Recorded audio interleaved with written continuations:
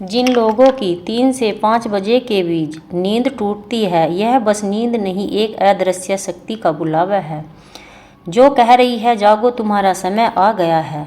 जब पूरी दुनिया सो रही होती है तब तुम 3 बजे से 5 बजे के बीच अचानक जाग जाते हो, तो समझ लो कि यह ऊपर से आया संदेश है, तुम्हारे लिए कुछ बड़ा लिखा है। 3 बजे की नींद टूटना कोई मामूली बात नहीं है, यह ब्रह्मांड का संकेत है कि अब तुम्हें अपने असली रास्ते पर चलना है। Ask chat GPT. रात का समय था। घड़ी में जैसे ही 3 बजने का इशारा किया तो रवि की आंख अचानक खुल गई। उसे कोई सपना नहीं आया तो कोई तेज आवाज़ भी नहीं हुई, लेकिन ना जाने क्यों उसकी नींद इतनी गहरी हुई कि टूट गई। कमरे में हल्की सी ठंडक थी, खिड़की से बाहर चांदनी की चादर बिछी हुई थी और चारों तरफ गहरा सन्नाटा था। रवि ने करवट बदली, फिर सोने की कोशिश की, लेकिन मन बेचैन था। उसने सोचा, यह रोज क्यों हो रहा है? क्या मेरी नींद पूरी नहीं हो रही? क्या कोई वजह है? पिछले कई दिनों से यही हो रहा है। 3 से 5 बजे के बीच उनकी नींद खुल जाती है। पहले तो उसने उसे सामान्य समझा, पर अब वह रोज यह पैटर्न देखकर वह सोच में पड़ गया। एक दिन उसने अपने गुरुजी से बात करने का निश्चय किया। गुरुजी, जो आध्यात्मिक विद्या में निपुण और गहन ध्यान साधक थे, उसकी बात सुनकर हल्के से मुस्कुराए। रवि, उन्होंने शांत स्वर में कहा, तुम्हें पता है 3 से 5 बजे का भी समय ब्रह्म मुहूर्त कहलाता है। यह केवल घड़ी का समय नहीं, यह काल है जब प्रकृति की ऊर्जा सबसे शुद्ध उच्च कंपन में होती है। उस समय जो भी साधना, प्रार्थना, ध्यान किया जाए, उसका प्रभाव कई गुना बढ़ जाता है। रवि थोड़ा चौंक गया, तो क्या यह संयोग है? मेरी आंख इसी समय खुलती है। गुरुजी ने गंभीर होकर कहा, नहीं, यह कोई संयोग नहीं। जब तुम्हारा आंतरिक मन, तुम्हारी आत्मा किसी गहरे स्तर पर जागृत होने को तैयार होती है, तब ब्रह्मांड तुम्हें पुकारता है। 3 से 5 बजे के बीच नींद का टूटना एक दैव बुलावा संकेत है। अब तुम्हें अपने जीवन में वास्तविक उद्देश्य की ओर बढ़ना है। गुरुजी ने आगे समझाया, देखो रवि, इस समय शरीर विश्राम में होता है, लेकिन आत्मा सक्रिय होती है।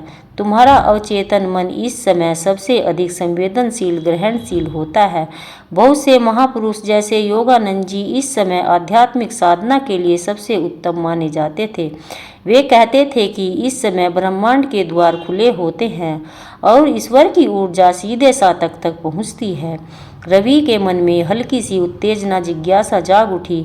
उसने ठान लिया कि अब इस समय का उपयोग सोने में नहीं बल्कि आत्मिक उन्नति के लिए करेगा। अगली ही सुबह 3 बजे उसकी आंख खुली। वह बिस्तर से उठा, चेहरे पर ठंडा पानी छिड़का और चुपचाप बैठ गया। कमरे में हल्का अंधेरा था। बाहर पेड़ों की पत्तियां हवा में सरसराहट कर रही थी। उसने आंखें बंद की और गुरुजी के बताए गहरी नींद सांस लेकर ध्यान लगाना शुरू किया। शुरू में इधर उधर भटकता रहा, लेकिन किसी पुराने दृश्य में चला गया। कभी आने वाले कल की चिंता करने लगता, लेकिन उसने हार नहीं मानी। यह जानता था कि मन को शांत करने का समय लगता है, पर कुछ ही मिनटों में उनके भीतर एक अजीब सी शांति उतरने लगी।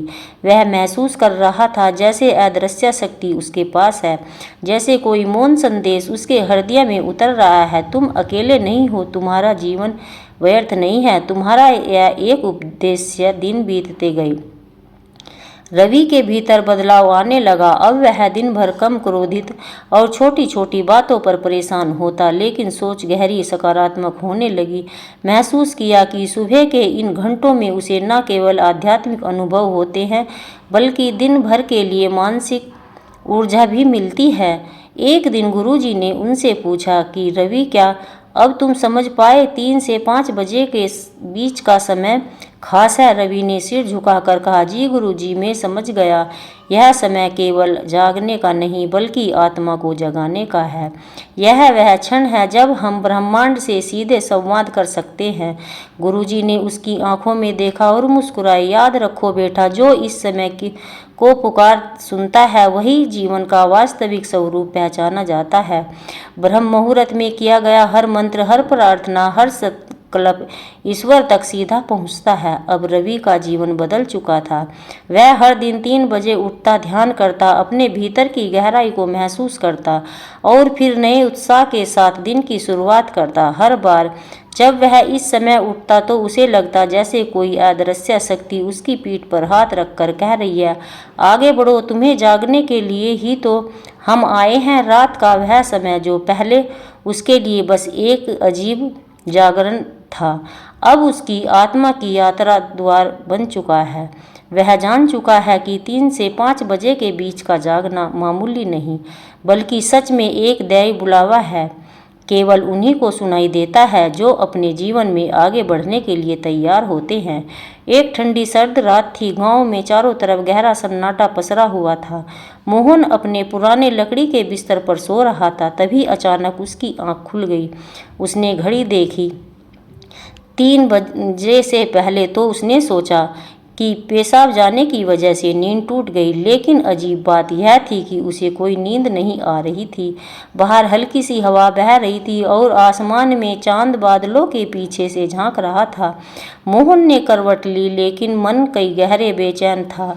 पिछले 1 हफ्ते से रोज यही हो रहा था, नींद खुलना फिर देर तक जागना। उसने अपनी पत्नी को बताया तो मजाक में कह दिया कि शायद भूत बुला रहा है।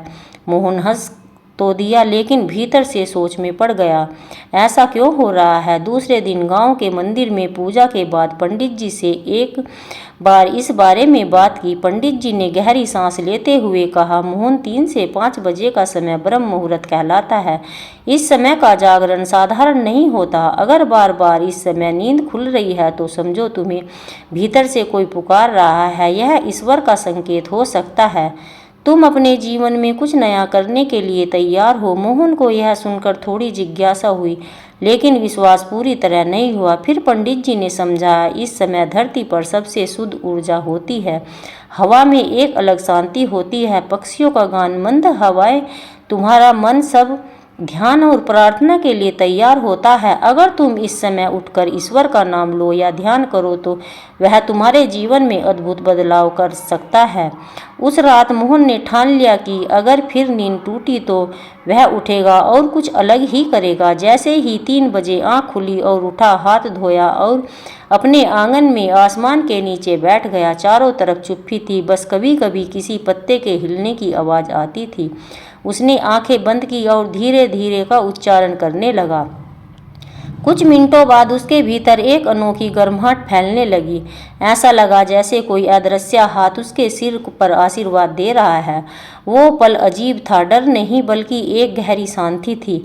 मन के सारे बोझ हल्के हो रहे थे। तो वह कुछ देर के लिए ऐसे ही बैठा रहा, फिर सूरज उगने तक एक एक सांस के साथ खुद को बदलता महसूस करने लगा। दिन बीतते गए और मोहन ने महसूस किया कि उसका गुस्सा कम हो रहा है, दिमाग साफ रहने लगा और छोटी छोटी बात उसे परेशान नहीं करती। उसकी फसलें भी पहले से बेहतर होने लगी और घर में खुशहाली आने लगी। गांव के लोग पूछते, मोहन तेरे साथ क्या हो गया, तू पहले जैसा नहीं रहा। मोहन बस मुस्कुरा देता, क्योंकि वह जानता था बदलाव उसी दैय समय की देन है। अब हर दिन 3 बजे वह खुद जागता और उस समय वह उसके लिए सबसे पवित्र बन गया। उसे एहसास हो चुका था कि यह साधारण जागरण नहीं बल्कि ऊपर से आया कोई बुलावा था जो कह रहा था, जागो, असली स्वरूप को पहचानो। मोहन ने सीखा, ब्रह्म मुहूर्त केवल साधुओं के लिए नहीं बल्कि हर इंसान के लिए है